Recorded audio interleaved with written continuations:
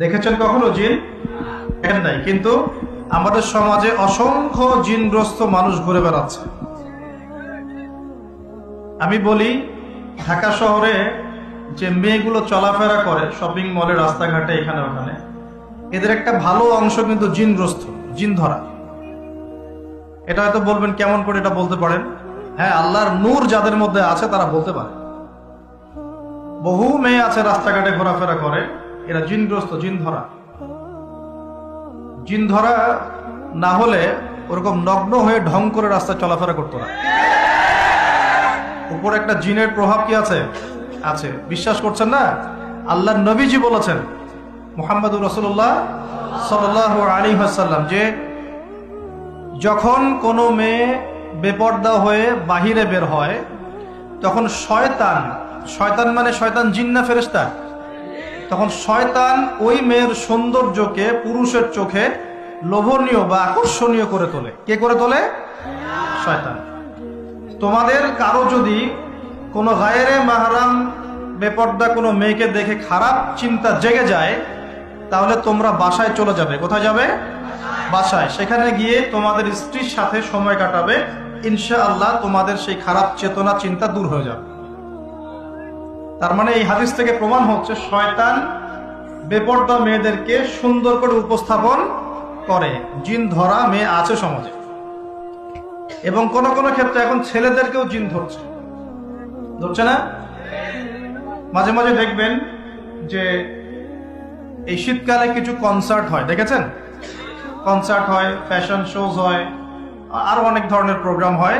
এগুলোকে নাম দিয়েছে মানুষ সংস্কৃতি। কি নাম দিয়েছে? ওখানে উঠে দেখবেন যে বড় বড় চুল আছে, অনেক লম্বা লম্বা চুল, একদম স্টেজের উপর উঠে লাফালাফি ঝাপাঝাপি করছে। দেখেন নাই? মিউজিক্যাল কিছু ইনস্ট্রুমেন্ট নিয়ে, দেখেন নাই? তা আপনার কি মনে হয় এরা সুস্থ? এটা সবার সাথেই জিন শয়তান আছে। কি আছে? আচ্ছা, একটা কথা বলি, কোন কোন ক্ষেত্রে ওয়াজ মাহফিলের প্যান্ডেলেও দেখা যায় কিছু কমেডিয়ান, কিছু বাউল, এরা মানুষকে ডিজে জিকির শেখায়। দেখেন নাই? ডিজে জিকির, একজন গান গায়, একজন কথা বলে, কেউ চা খাওয়ায়, কেউ কফি খাওয়ায়, কেউ কেউ ঢেলেও দেয়, কেউ উঠ বস করায়, কাউকে উঠতে বলে, কাউকে বসতে বলে।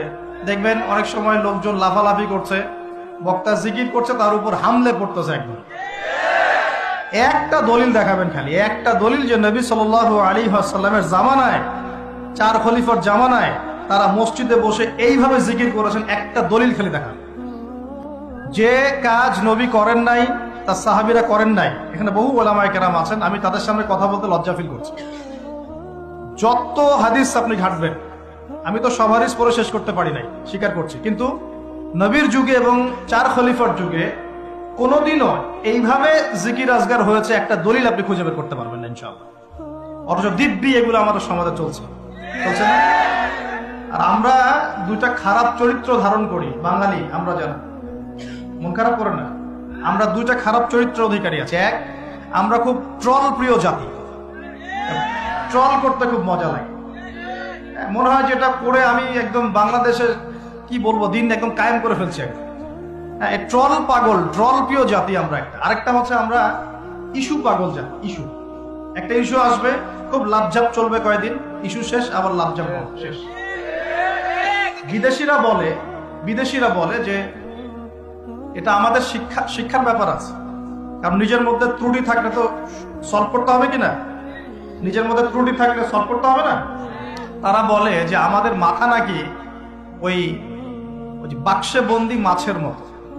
বাক্সে বন্দি মাছ দেখেছেন? এই যে অ্যাকুরিয়ামের মধ্যে যে মাছগুলো চলাফেরা করে, এদের স্মৃতিশক্তি খুব দুর্বল হয়। ওই ছোট্ট জায়গাটুকু ওদের কাছে মনে হয় বিশাল সমুদ্রের মতো। কথা বুঝতে পারছেন?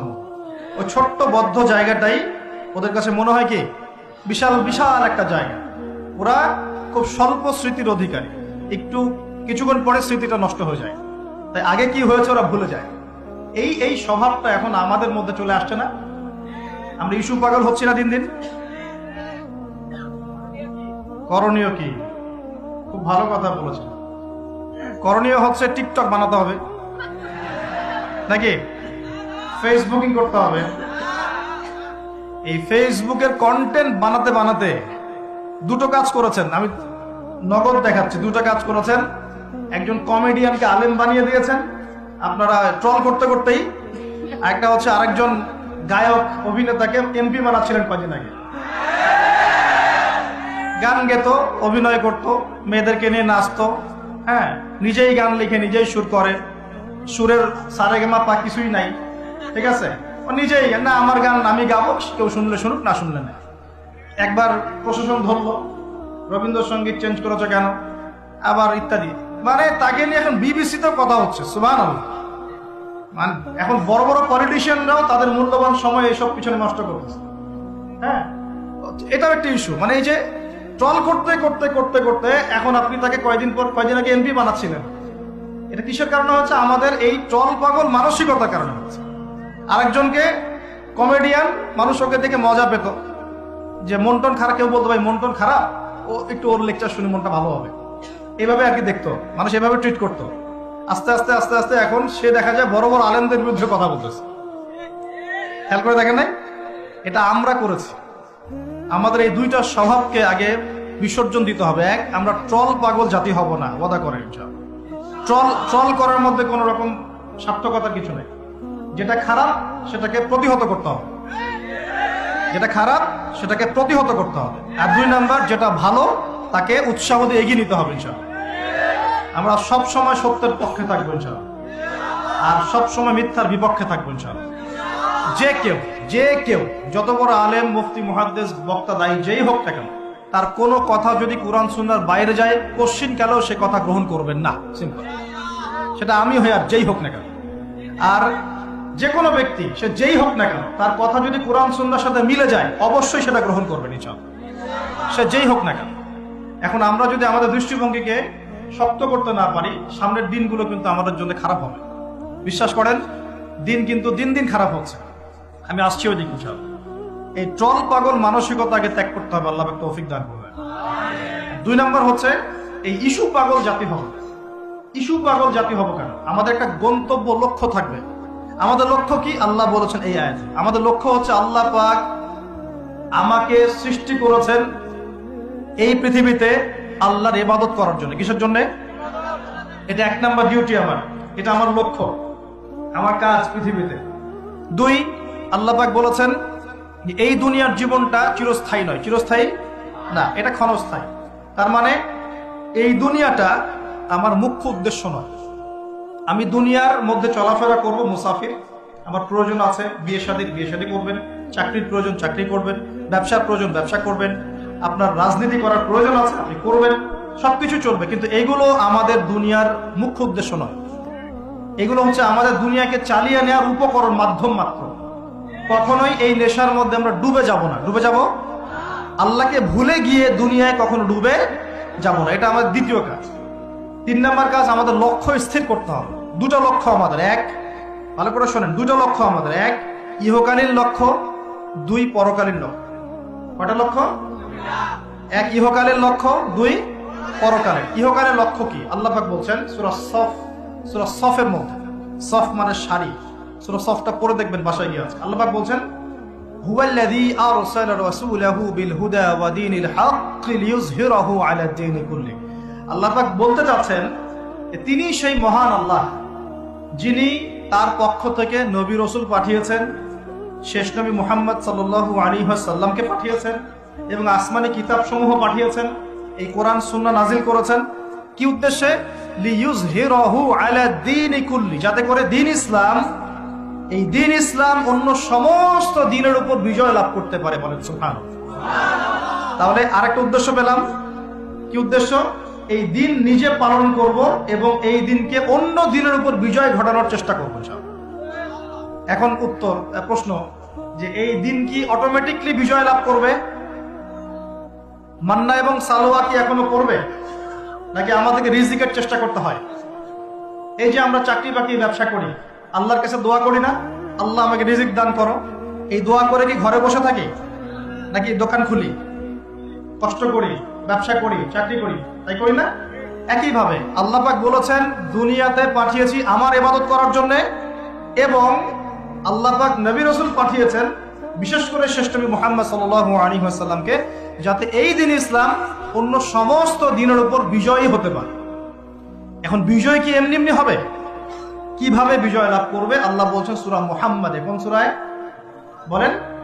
সূরা মুহাম্মাদ। কখনো পড়েছিলেন? কেউ বলতে পারবেন আল কোরআনুল কারীমে আমাদের নবী মুহাম্মদ সাল্লাল্লাহু আলাইহি ওয়াসাল্লামের নাম কতবার আছে? কতবার? 4 বার। কয়বার? তাও কাছাকাছি গিয়েছে, আলহামদুলিল্লাহ, শুকরিয়া। তো প্রিয় ভাই, সূরা মুহাম্মাদের মধ্যে আল্লাহ পাক বলছেন কিভাবে বিজয় লাভ করবে। কিভাবে বিজয় লাভ করবে আল্লাহ পাক বলছেন খুব ছোট্ট করে, ইন তানসুরুল্লাহা ইয়ানসুরকুম ওয়া ইউসাব্বিত আকদামাকুম। আল্লাহ বলছেন তোমরা সবাই, মানে উম্মতে মুহাম্মাদী, তোমরা যদি আল্লাহকে সাহায্য করো, আল্লাহ তোমাদেরকে সাহায্য করবে। শুধু তাই না, ওয়া ইউসাব্বিত আকদামাকুম, তোমাদের পা পদযুগলকে আল্লাহ পাক দৃঢ় করে রাখবেন, পিছলে যাবে না ইনশাআল্লাহ। আরো বলছেন আল্লাহ পাক, ওয়া ইন তাতাওয়াল্লাহ, যদি আমাকে সাহায্য না করে, দ্বীনকে সাহায্য না করে তোমরা পৃষ্ঠ প্রদর্শন করো। পৃষ্ঠ প্রদর্শন বুঝি তো, মানে দ্বীনের পরোয়া না করে তোমরা তোমাদের মতো চলো, দ্বীনের প্রতি কোনো মায়া মহব্বত নাই, দ্বীন প্রতিষ্ঠার কোনো ফিকির নাই।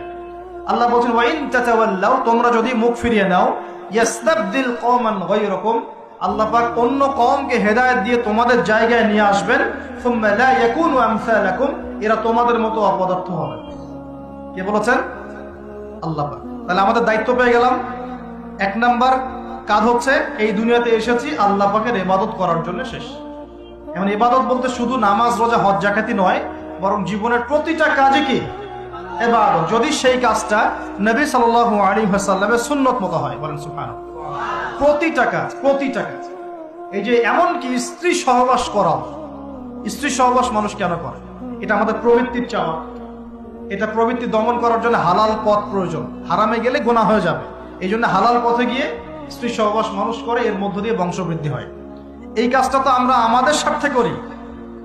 ইস্তেঞ্জা, পেশাব পায়খানা আমরা কার স্বার্থে করি? আমাদের স্বার্থে না অন্য কারো স্বার্থে? খাওয়া দাওয়া কার জন্য খাই? নিজের জন্য না অন্যের জন্য? ঘুমাই কার স্বার্থে? আমার ভালোর জন্য না অন্যের ভালোর জন্য? এই যতগুলো কাজ আমরা করি, ঘুম, খাওয়া, ওঠা, বসা, চলাফেরা, স্ত্রী সহবাস, পেশাব পায়খানা, ব্যবসা বাণিজ্য, চাকরি বাকরি, রাজনীতি, অর্থনীতি, সবকিছু, প্রতিটা কাজকেই ইবাদত হিসেবে গণ্য করা যাবে যদি সেই কাজটা রাসূলুল্লাহ সাল্লাল্লাহু আলাইহি ওয়াসাল্লামের সুন্নত মতো হয়। বাস।